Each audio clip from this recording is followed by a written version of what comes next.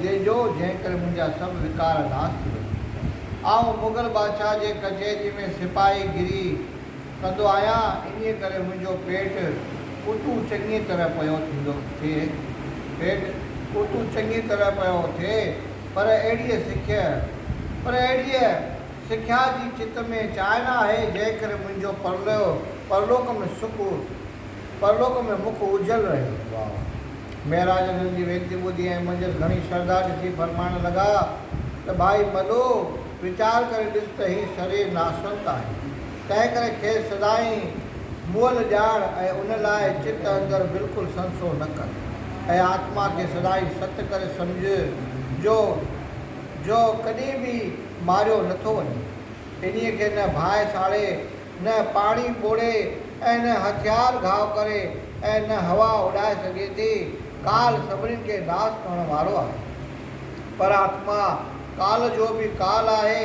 इन करे तूं संसार खे सुपने ॼाण ऐं हमेशह ब्रह्म ज्ञान जो वीचार कर। हिन शिन भंगूर देहीअ खे बेभरोसे ॼाण, सुठा कर्म कर ऐं शरीर जे नाश थियण जो संशय बिल्कुलु न कर। छाकाणि त जेसिताईं देश काल ऐं वस्तु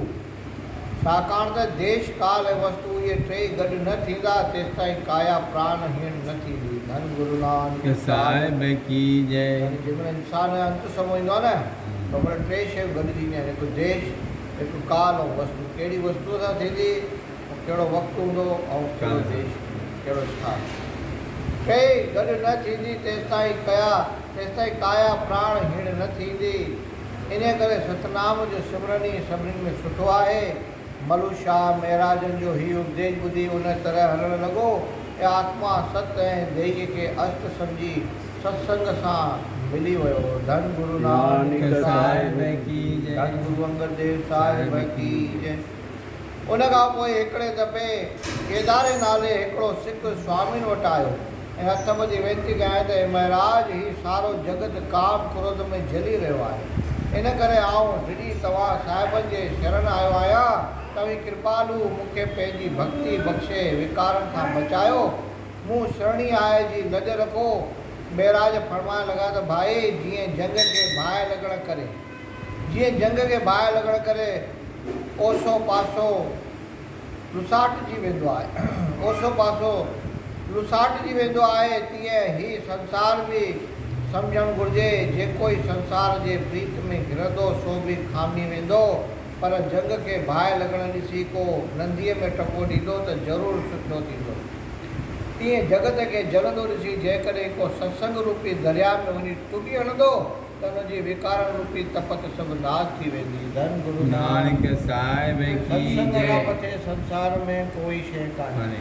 तव्हां रोज़ हवन कयो, पूॼा कयो, पाठ कयो, विर्त रखो, नेम कयो, पर सत्संग खां मथे तव्हांजो वस में थियणो ई न आहे। बिना सत्संग जेसिताईं असां रोज़ सत्संग नथा ॿुधूं, तेसिताईं मन जी मेल निकिरणी ई न आहे।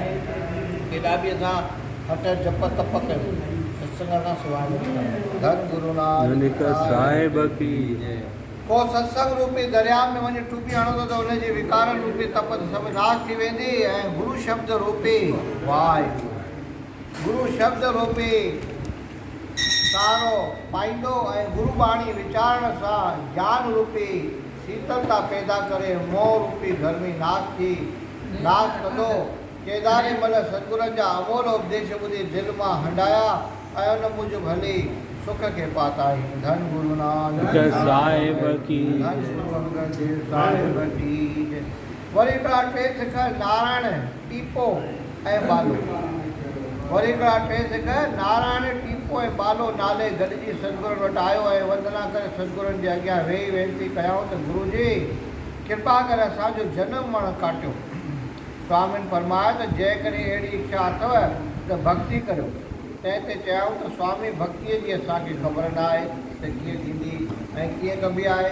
तंहिं ते सतगुरुनि फरमायो त करतार असांजो धणी आहे ऐं जगत खे पैदा करण वारी माया हुनजी दासी आहे। जा संदसि हुकुम पाए करे जगत खे भुलाए थी। धन गुरु नानक साहिब की माया असांखे जे भुलाए भुलिजी आहे सभिनी।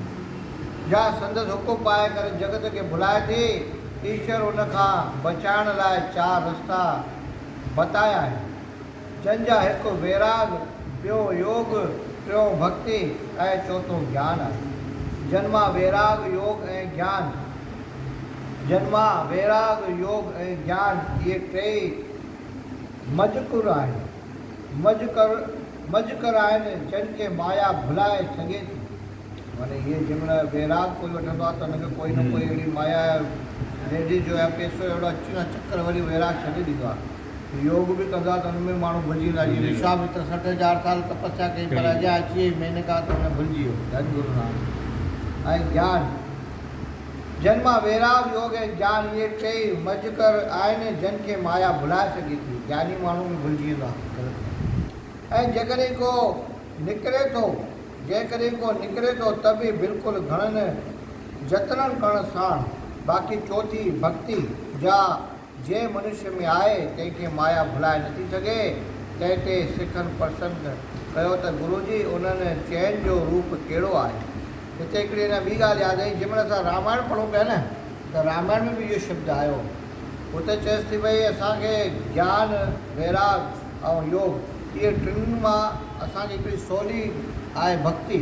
की भक्ति आहे न हिकु माया जो, जीअं लेडीज़ खे न ठगे सघंदी आहे। भक्ति जेकी आहे न उहो हिकिड़ो लेडीज़ जो ई शब्द आहे, रूप आहे। त उहा माया बि जेकी आहे लेडीज़ आहे त उहा उनखे न ठगे सघंदी आहे। हिन जेको भक्ति कंदो आहे न उन लाइ सवली वाट हूंदी आहे, उहो माण्हू भुलिजंदो न आहे।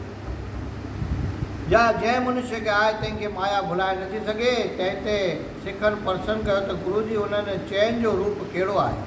तंहिं ते सतगुरुनि फरमाइण लॻा त वैराग ॿिनि क़िस्मनि जो थींदो आहे। हिकिड़ो तन जो ऐं ॿियो मन जो।